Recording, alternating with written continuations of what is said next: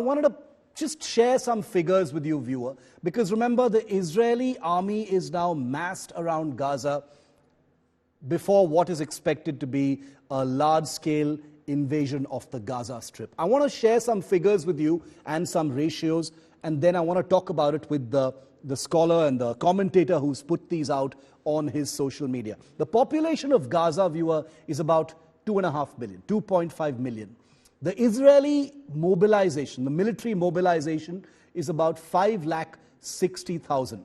Now, if you do the arithmetic, the ratio there is one Israeli soldier for every 4.4 Gazans. That's a ratio of 1:4.4. If you're with me so far, let me show you some other figures. In case the Israeli mobilization is not 560,000, but 390,000, that is removing 170,000 soldiers from Israel who may be deployed on the Lebanon border or the Syria border. In this case, that ratio of soldier to every Gazan becomes 1:6.4. Bear with me, I'll tell you why these figures are very, very significant and they tell a story by themselves. Now, if you account for the possibility of some soldiers on leave, 3 different shifts, the minimum ratio in any such invasion of Gaza becomes 1 Israeli soldier for every 25 people inside the Gaza Strip. That makes a ratio of 1:25. So this is called a soldier to adversary ratio and is a function of the effectiveness of any military operation. Let me just give you a comparison to show you why that 1:25 figure is so significant. The Allies is to people in Afghanistan ratio was 1:516. One Allied soldier is to 516 people in Afghanistan. In Iraq, that similar ratio was just a little lower at 1:412. In Israel, Gaza, which is of course geographically much smaller and different in many, many different ways, that counter-insurgency ratio becomes 1:25. Of course, there are many other complexities, including what happens to these figures if these soldiers are deployed elsewhere. But for the sake of argument, this counter-insurgency figure could be 1:25, which is an extremely overwhelming and powerful ratio for any kind of ground invasion that may be right ahead. The person who's crunched these numbers and put out this perspective is Abhijit Iyer Mitra. He's Senior Research Fellow at the Institute of Peace and Conflict Studies and one of India's most well-regarded strategic affairs commentators. He's been reporting quite extensively on the Israel-Palestine war so far. Abhijit, explain this ratio to us. 1:4.4, 1:6.4, and then 1:25. You've made that comparison very, very compelling. What does it translate to on the ground? What does it mean? Thanks, Shiv. So, people don't realize how small Gaza is. I think people don't realize how small Israel itself is. In one day, you can drive from the north of the country, from the Lebanese border to the south coast, where it shares a border with Egypt, Saudi Arabia, and Jordan. And Gaza is even smaller. If I put it in terms of Delhi, it's literally, South Delhi, say from, what's between inner and outer ring road, parts of South Delhi, that's it. If you put this in Bombay terms, it's literally, north and south of the Worldly Sea Link and maybe a bit more. That's about it.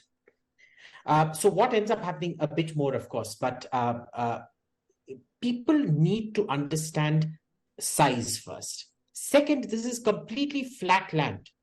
There is literally no depression elevation in this land.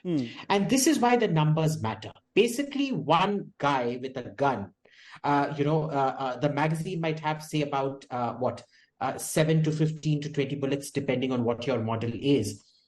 Is basically taking on about 25 people. That is a ratio which is very easy to deal with.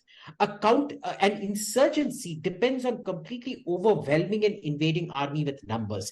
You need numbers of 400:1 or above in order to bog the soldier down, to exhaust the invader, to tire him out, to hide behind civilians and things like that, because one soldier physically cannot check 400 people every day.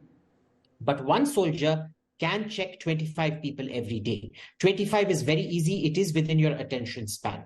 So, the focus of the soldier is complete. And remember, they don't even 25 is assuming the entire population of Gaza. The women and children, because it's not cold and they're not wearing coats and things like that right now, will not be able to hide much under their T-shirts and shorts and things like that. Yeah. So it makes life a lot easier. The significance of this is we have never in history seen this kind of ratio of invader is to the invaded. If you want to use the term invasion, I believe it's a counterinsurgency operation. And it makes ground control extremely easy. Of course, there are factors, I think it's a big mistake of Israel leveling so many buildings, because this is what the Russians did in the first invasion of Grozny. And what the Chechens did was they found new tunnels under this rubble, and they destroyed all the armored columns that went in. Of course, the Israelis won't make the same mistake of sending in armored columns without infantry. But it certainly makes the life of the average Israeli soldier so much more easier and very, very different. So it's not fair to compare it to what happened in Afghanistan and what happened in Iraq. Abhijit, the ground invasion is expected to happen, like you said, a counterinsurgency operation. Israel has done this twice before, once in 2009, once in 2014. What would be the considerations this time around? There are many questions being asked. What would be the end game of this invasion or this occupation? What would Israel achieve by taking over this entire territory?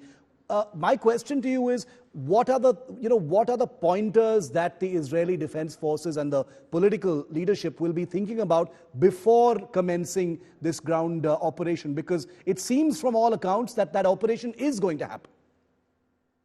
So Shiv, my information is it already started last night with special forces. They haven't sent the bulk of the army in, but all the tools that we have for surveilling all went offline. I guess the military censor took them all off. So we have absolutely no information of what's happening now. But see, the consideration from what we can tell, obviously they're not going to tell us what their plans are, but they're basically holding the population in a holding pattern, and they are shifting the population from the north to the south, which is mostly Gaza City. They are going to go into Gaza City. Now, what people don't realize is under Gaza City is a complete system of tunnels where Hamas hides out, where they hide ammunition, where they hide all kinds of things, their production facilities, so on and so forth. So they will go in, they will ensure that every building is cleared of civilians. They will go down into the tunnel system and destroy it. And it has to be done physically. Once that area is sanitized, they will move the entire population up north and then end up cleaning the south of tunnels and smuggling systems and rocket and terror production facilities. In many ways, it's kind of, think of it as your house getting painted. When your house is getting painted, you shift from one bedroom to another bedrooms to enable the painting to happen. And that's pretty much what they're planning on doing out here.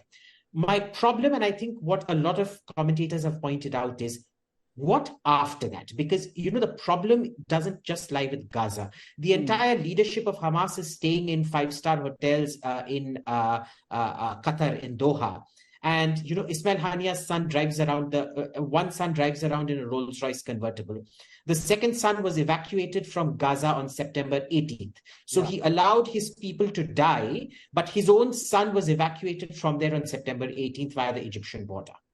So, it begs the question, are we seeing a repeat, even though the military comparison to Afghanistan is wrong, the political comparison to Afghanistan, where, America was fighting the Taliban there, but the Taliban was controlled by Rawalpindi, ISI headquarters in Rawalpindi, which was never targeted.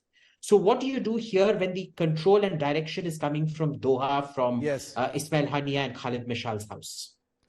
Very interesting, and the numbers are extremely compelling. We will continue to report, and we will also analyze all of these things before what is expected to be, a historic ground operation. Thanks very much, Abhijit. Appreciate it always for being here on 5 Live and letting us have your thoughts on this.